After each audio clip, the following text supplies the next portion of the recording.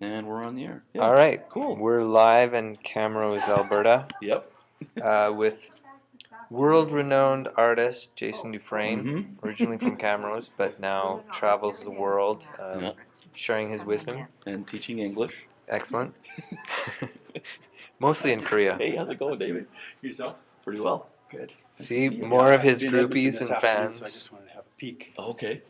That's exactly what we're doing. I'm gonna send this to Mom and Dad. Oh, Oh, really? Yep. Oh, nice. Hopefully it stays here's going some when it coffee. fades. Yep. Here's some coffee for you. Glug, glug, glug, glug. Sorry, I Jess- ate your cinnamon bun.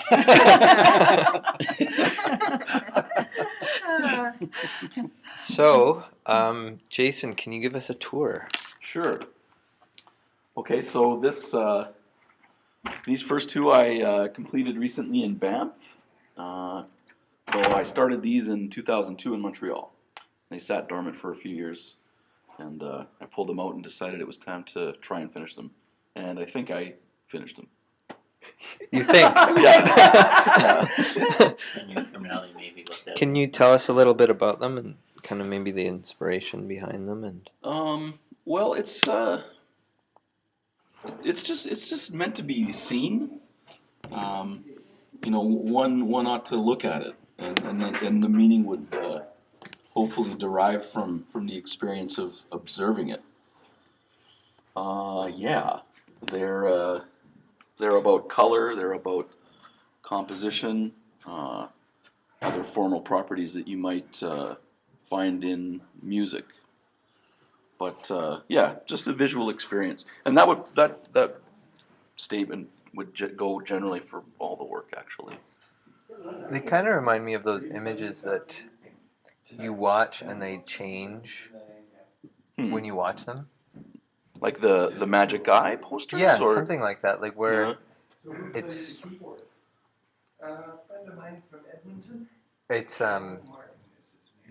I kind of feel like I'm not trying to sound smarter than I am because I know absolutely nothing about art, but when you look at them, they seem to be moving. Like they have a life to them because there's different elements that are doing stuff, I guess. Yeah. And when your eye shifts from one to the other, it gives it like a dynamic quality. Mhm. Yeah. Well, yeah. I think painters used to call that push and pull. Yeah. And it derived from just acknowledging the fact that it's a flat canvas. It's a surface, and just acknowledging that reality as opposed to imposing an illusion on it, a la realism. But at the same time, recognizing that fact of flatness, painters still desire to create a sense of space or depth or movement to activate that flat surface, at the same time acknowledging that it is just paint on a surface. So, Right. yeah, and they call that push and pull, and that's something that all of my work hinges on. Yeah. Yeah, that's what struck me at first. And I like what you said about bouncing back and forth between them. All the work in the show has at least a pair or a group that it's a part of. So I like the idea of a dialogue as opposed to a singular kind of a monologue that you get from just one painting at a time. Nice. Yeah. That's somewhat unusual, at least in my experience of art. Well, yeah, I mean, the diptych. Check that out. I like it. The diptych is kind of a convention. Here, I'll give it a bit more light on Yeah, this. yeah. There we go. I'll leave that on. These are striking. You probably, I mean, I can't see on the computer, but these are absolutely striking. Thanks. Maybe if you got closer, you could see some of the details. Yeah. I mean, they're fantastic. Thanks.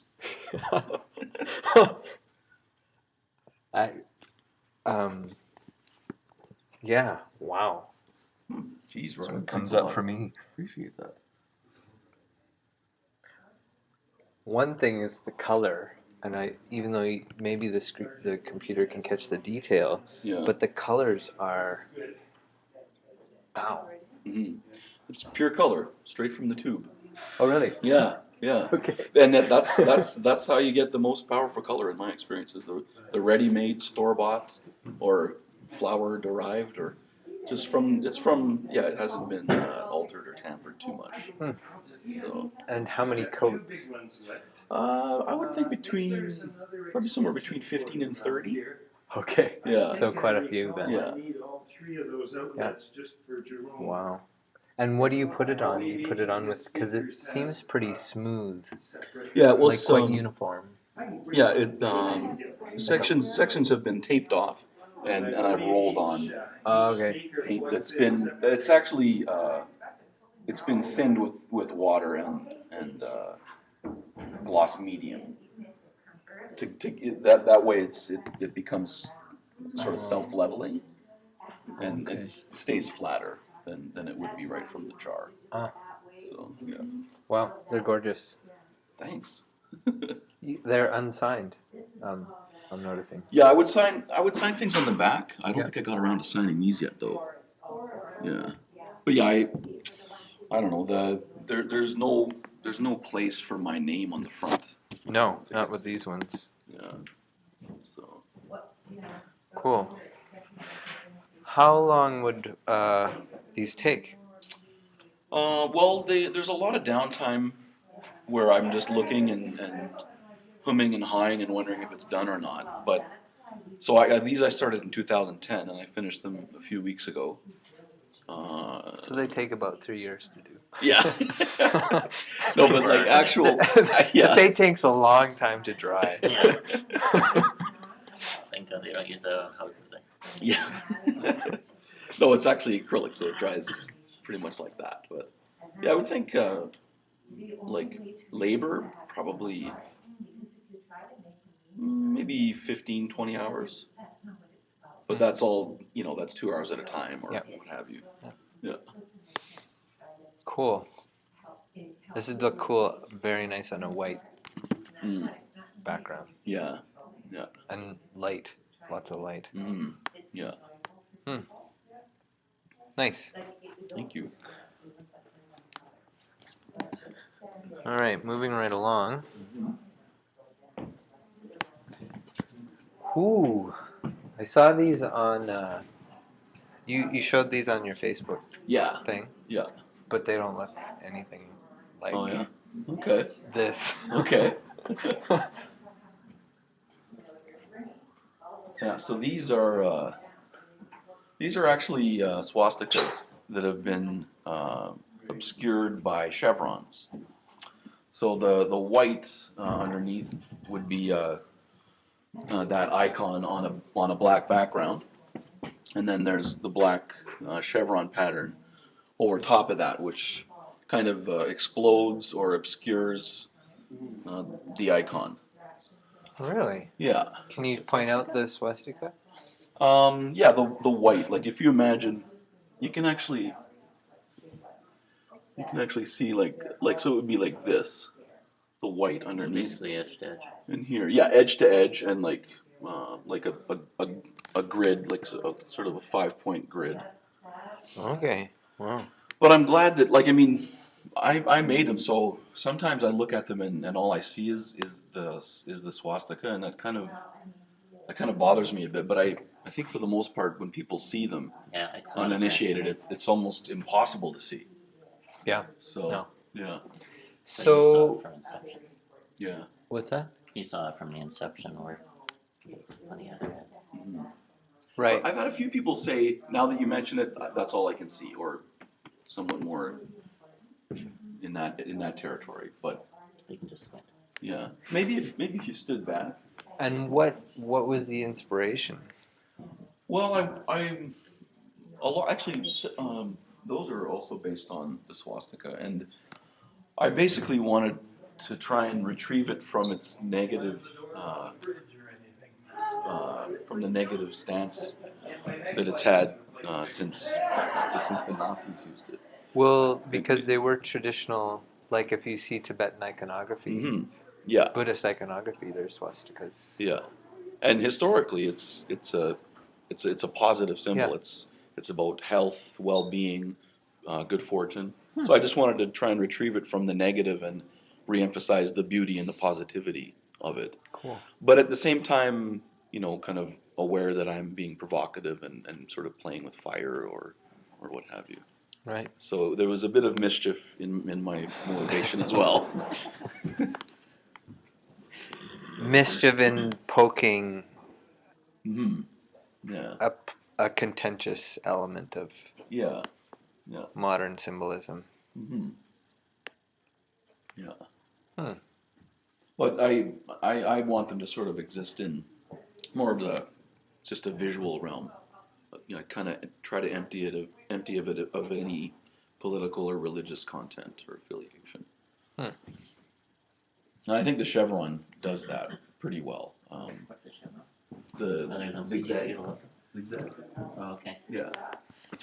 So- Kind of. No, it's just the zigzag, like anything. Well, you know, like the chevron logo. It's just like those, like 3 stacked Oh, yeah. V's. For the gas Yeah, station. those V's are they call that chevron. Okay.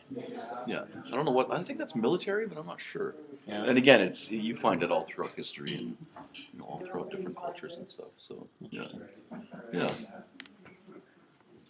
Cool. And this is kind of the Squeeze in same on- theme, Yeah, similar, except without the chevron. yeah, and just trying to reconfigure it to maybe suggest images or maybe alphanumeric stuff. This one reminds me of a mini menorah. Yeah, at one point I titled it candle holder or candelabra or candelabrum, but I decided to retract that and just go with untitled. For the show today, it has like the group of 4 has a sort of a working title. What was it again? Oh yeah, this is excuse me. This is audible concrete and this is legible concrete. So I was encouraged to give them titles just as a as an entry point. And do these guys have titles? Yeah, same thing. Just legible concrete, audible concrete. But this one, I hinged on it because it reads he, and this one I was thinking $sign, but Yeah. I think titling them that was a bit redundant. So yeah, and that would discourage other people from playing with them and finding their own meanings. So yeah. I like these. These ones go well together.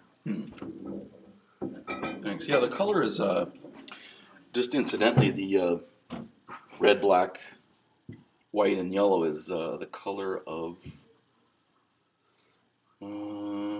Yeah, I don't remember the name of it, but it's there's an association that I wasn't aware of that I kind of like. Something to do with indigenous identity.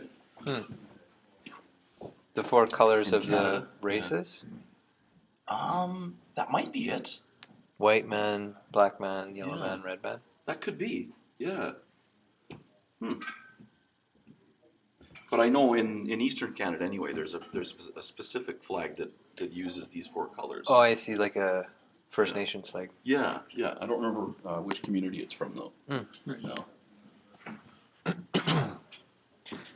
This reminds me of like film photography or something. Nothing wrong. This is my We have a here new comes guest, my cousin Renee. another cousin. Yeah. This is being videotaped for my folks in South America. Yeah.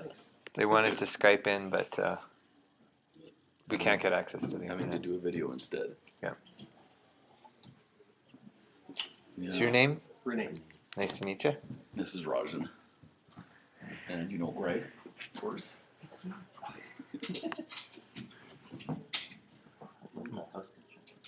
I'm done. Are you? Yeah. Everything? So this one's reminds me of like cinematography or photos or something. Yeah, it definitely has that that look to it, photo or print or cinematography. It kind of has a reference in art history to some work that Andy Warhol did. He called it a disaster series, and they were screen prints, sort of like repeated images of different disasters, like car accidents, Didn't you do something with tomato cans? Yeah, he did. But repeated too. But repeated, yeah. So similar thing, but Yeah, just with something a little more weighty in terms of what's being depicted. so he did his with disasters. Disasters and all kinds of stuff, actually. He also had shadow paintings that these are somewhat reminiscent of. So, but this would be sort of maybe devoid of any particular content. So, again, just trying to emphasize the visual over anything else. And why do you want to do that? I guess it's about neutrality. It's about